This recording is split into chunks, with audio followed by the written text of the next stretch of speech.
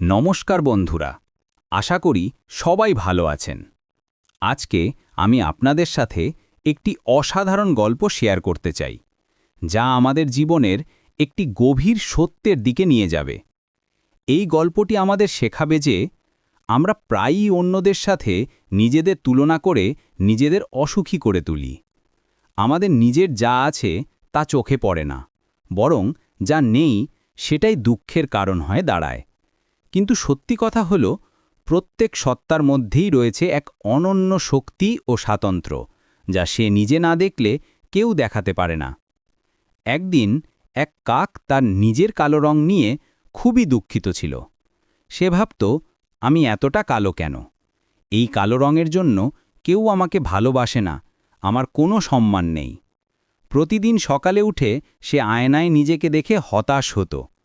হে ভগবান, যদি আমাকে সৃষ্টিই করলে, তাহলে এত কালো কেন করলে?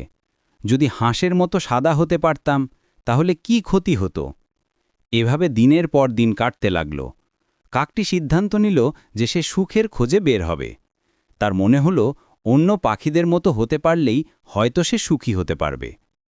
একদিন কাকটি পুকুরের ধারে গিয়ে সাদা হাঁসদের দেখল। তাদের দেখে তার চোখ জ্বলে উঠল। সে হাঁসদের কাছে গিয়ে বলল, তোমরা কত সুন্দর, সাদা, পরিষ্কার, ফর্সা। তোমাদের দেখে মনটা আনন্দে ভরে যায়। তোমরা কত সুখী, তাই না? কিন্তু হাঁসটি দীর্ঘশ্বাস ফেলে বলল, তুমি যদি ভাবো আমি সুখী, তাহলে ভুল ভাবো ভাই। এই সাদা রং আবার রং নাকি? সাদা হওয়ায় প্রতিদিন মানুষেরা আমাদের পেছনে লাগে আমাদের পালক তুলে নেওয়ার জন্য। আমাদের কত কষ্ট হয়। আমি তো সবুজ টিয়া পাখির মতো হতে চাই। কত রঙিন আর আকর্ষণীয় ওরা। লোকে তাদের খাঁচায় রাখে, ভালোবাসে, কত আদর করে। আমার মনে হয় টিয়া পাখিই সবচেয়ে সুখী। কাকটি অবাক হয়ে গেল। সে ভেবেছিল হাঁসরা খুব সুখী, কিন্তু তারাও অসুখী। এবার সে টিয়া পাখির খোঁজে বের হলো।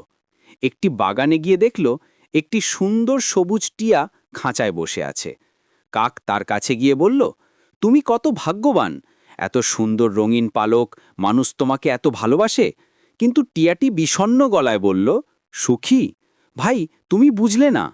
আমার এই রঙিন চেহারার জন্য মানুষ আমাকে খাঁচায় পুরে রাখে। আমি স্বাধীন না, আমার উড়ার স্বাধীনতা নেই। আমি তো চাই ময়ূরের মতো হতে, সৌন্দর্যে পূর্ণ, রাজকীয় আর মুক্ত। কাকটি আরও বিস্মিত হল। টিয়াও সুখী নয়। এবার কাক ময়ূরের খোঁজে বের হল। একটি বনে গিয়ে দেখল এক অপরূপ সুন্দর ময়ূর। তার পেখম মেলে দেওয়া দেখে কাকের চোখ ধাঁধিয়ে গেল। সে ময়ূরের কাছে গিয়ে বলল, তুমি তো সত্যিই ভাগ্যবান, তোমার সৌন্দর্য অমোঘ, তোমাকে দেখে মানুষ মুগ্ধ হয়ে যায়। কিন্তু ময়ূরটি কাকের দিকে তাকিয়ে বলল, তুমি কাক, জানো আমি তোমাকেই সবচেয়ে বেশি ঈর্ষা করি। কাক অবাক হয়ে বলল, আমাকে কেন? ময়ূর বলল, তোমার কালো রং কারো নজরে পড়ে না। তুমি যে কোনো জায়গায় ঘুরে বেড়াতে পারো, ভয় নেই। শিকারীর টার্গেট হও না। তোমার স্বাধীনতা, তোমার সাধারণতা, সেটাই তোমার সম্পদ।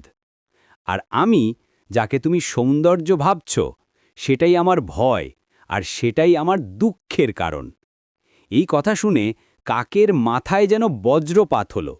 সে বুঝতে পারল যে সে যাদের ঈর্ষা করছিল তারা সবাই তার মতোই অসুখী। প্রত্যেকেই অন্যের জীবনকে সুখের মনে করছে, কিন্তু নিজের জীবনের কষ্টগুলো দেখতে পাচ্ছে না। কাক তার নিজের জায়গায় ফিরে এলো। এবার সে আয়নায় নিজেকে দেখে বলল, আমি যেমন, আমি ঠিক তেমনই অনন্য। আমাকে ভগবান যা দিয়েছেন সেটাই আমার শক্তি। সে বুঝতে পারল যে তার কালো রঙই তার স্বাধীনতার প্রতীক। সে যে কোনো জায়গায় নিরাপদে যেতে পারে, কেউ তাকে ধরার চেষ্টা করে না। বন্ধুরা, এই গল্পটি আমাদের জীবনের একটি গুরুত্বপূর্ণ শিক্ষা দেয়।